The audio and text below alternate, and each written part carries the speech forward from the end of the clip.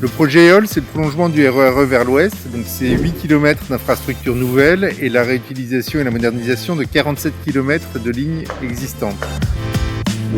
Dès l'annonce du confinement, le chantier a été interrompu donc le 17 mars avec une décision du maître d'ouvrage de suspendre l'ensemble des travaux.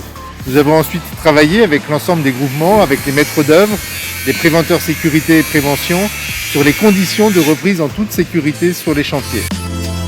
Un des facteurs essentiels du succès de la reprise des travaux, ça a été la publication du guide de l'OPB-BTP qui nous a donné des règles précises applicables, des principes qui nous ont permis de structurer et d'organiser la reprise des chantiers. Et donc à partir de ces règles et de la mobilisation de la profession, mais aussi des autorités publiques et puis de l'ensemble de la SNCF, tout s'est passé à partir du guide de l'OPB-BTP. Nous sommes clairement au démarrage, dans une phase d'adaptation, d'appropriation de toutes ces procédures. Le chantier a repris le 6 avril avec la remobilisation des premières personnes, ces personnes-là étant dédiées à la préparation des différentes zones de chantier en rapport avec toutes les préconisations que nous avions déterminées au travers des additifs PPSPS en lien évidemment avec le Covid. La clé de la réussite des mesures barrières a consisté à la mise en place du masque en port permanent pour l'ensemble des collaborateurs. Donc il nous a fallu dans un premier temps créer des checkpoints à chaque entrée de chantier pour réaliser d'une part les prises de température, la remise des EPI Covid et enfin le rappel des gestes barrières à l'arrivée sur chantier. La règle de distanciation fait partie des mesures barrières éditées par le gouvernement. Nous savons pertinemment que dans certains cas et sur certains postes de travail, il paraissait compliqué de respecter cette distanciation. La clé de la réussite sur ce chantier a été de s'imposer le port du masque obligatoire chirurgical en permanence. Au niveau des vestiaires, on a mis en place un code couleur qui sépare les collaborateurs. Nous avons une rotation d'équipe par poste et donc par couleur. Ce qui fait que les collaborateurs finalement ne peuvent jamais se retrouver l'un à côté de l'autre dans les vestiaires.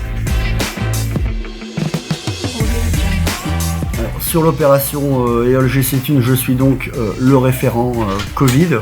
Nous avons défini 16 référents Covid sur le chantier. Nous avons instauré un système que j'appellerais de Vigie-Covid, charge à ces personnes-là de remonter et les bonnes pratiques et je dirais les dysfonctionnements aux référents Covid de la zone. On souhaitait très rapidement mettre en place une formation au masque chirurgical. La première infirmière sur le chantier a été remobilisée de manière à ce que les premiers arrivants puissent être automatiquement formés aux bons gestes et notamment au port du masque chirurgical. Première chose, c'est on se lave les mains avant de toucher le masque, ensuite le mettre à l'endroit. Et il y a une couleur qui doit se porter à l'extérieur et le côté blanc à l'intérieur. Donc ça c'est aussi à rabâcher, à répéter, à redire et encore redire, parce que c'est difficile à intégrer pour tout le monde.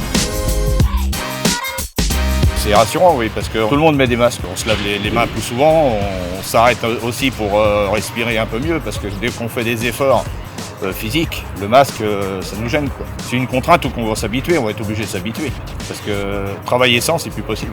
Ça se passe bien, ça se passe bien. On a décalé les heures de repas pour pas être tous dans le même moment pour manger, quoi. Et ne serait-ce que pour l'embauche aussi.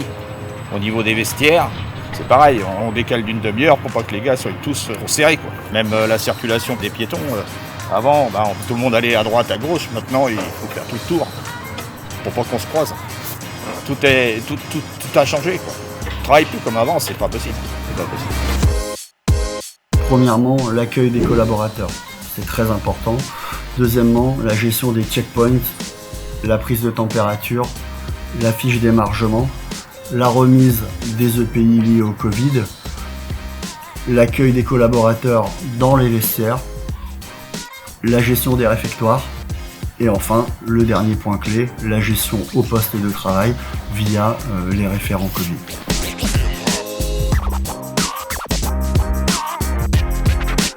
Ce qu'on peut dire globalement aujourd'hui, c'est que le chantier tourne, malgré ses contraintes, et que finalement ça se passe plutôt bien.